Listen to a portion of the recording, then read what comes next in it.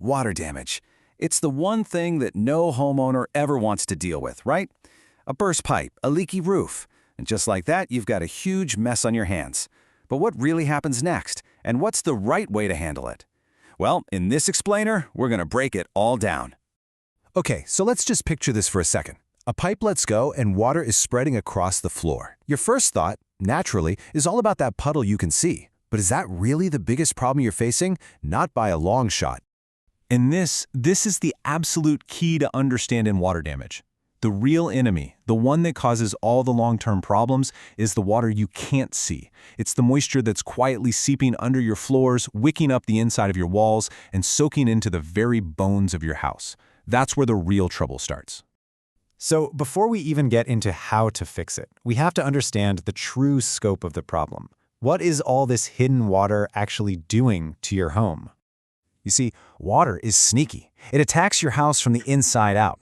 We're talking about subfloors that warp and buckle, insulation that gets saturated and becomes totally useless, and baseboards that swell up. But the most sinister threat of all?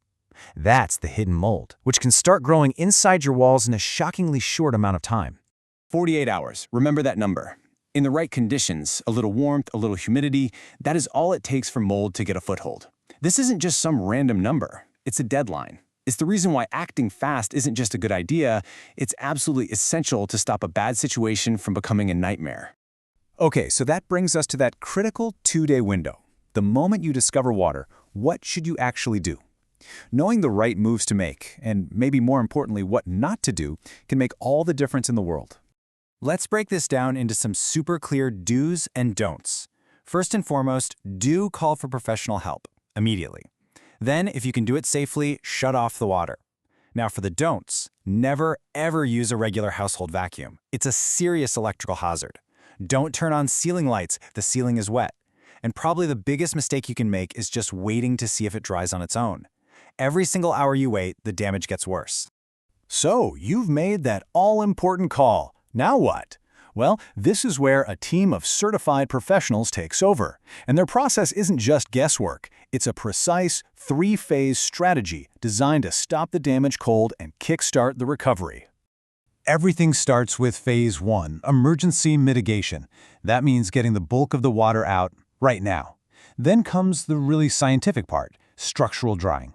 This is where they hunt down and eliminate every last bit of that hidden moisture. And only when everything is proven to be dry do they move on to the final phase, restoration, which is all about rebuilding and getting your home back to the way it was. And this really gets to the heart of why a professional process is so critical. It's not just about having the right equipment. It's about having certified technicians who actually understand the science behind what they're doing. They're not just guessing or cleaning up a mess. They are literally saving your property. All right, so let's pull back the curtain a little bit. What is this science of drying all about? It's pretty fascinating, and it's what separates a true professional from, just some person with a fan. First things first, they have to figure out what kind of water they're dealing with. And believe me, not all water is created equal. Category 1 water from a clean supply line is a totally different ballgame than Category 3 black water from a sewage backup, which is a major health hazard. This simple classification determines the entire safety plan and cleanup method. Okay, here's a word you probably don't hear every day, psychrometry. It sounds complicated, right? But it's basically the science of drying. It's all about controlling the air, the humidity, the temperature, the flow, to create the perfect environment that literally pulls trapped moisture out of building materials as fast as possible.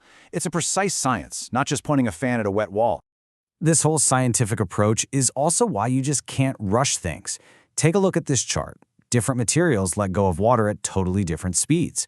Drywall might feel dry in a few days, but hardwood can take a week, and a material like concrete can hold on to moisture for weeks. If you pull the equipment out too soon, you're just inviting mold and rot to come back. And to put all this science into practice, you need some serious tools. We're not talking about your garage shop vac. We mean truck-mounted extractors, huge commercial dehumidifiers, thermal imaging cameras that can actually see water inside walls, and special moisture meters that prove something is dry not just on the surface, but all the way through. It's a whole other level. So, the big, loud fans are finally gone. The dehumidifiers have been packed up, the house is quiet again. The emergency feels like it's over, but the job isn't quite done. There's still a couple of really important steps to go. So the machines are gone, that means you're all done, right? Not so fast. Just because the place is finally dry doesn't mean the process is over. Now you have to tackle the final repairs, and of course the big one, dealing with insurance. And this is where having a professional company in your corner is a huge help. You see, most homeowners' policies will cover sudden damage, like a burst pipe, but they often won't cover slow, gradual leaks. And flood damage from outside? That needs a totally separate policy. A good restoration company gives your insurer all the detailed documentation they need to approve your claim, and a lot of the time, they can even bill the insurance company directly, taking that whole headache right off your plate. So what's the big takeaway from all this? It's pretty simple. While you can't always stop a disaster from happening, you can be prepared for it. Understanding the real threat, knowing what to do in those first 48 hours, and recognizing what a real, science-backed restoration looks like, that's the most powerful tool you have. It's what turns sheer panic into a clear plan, and a potential catastrophe into a recovery you can handle.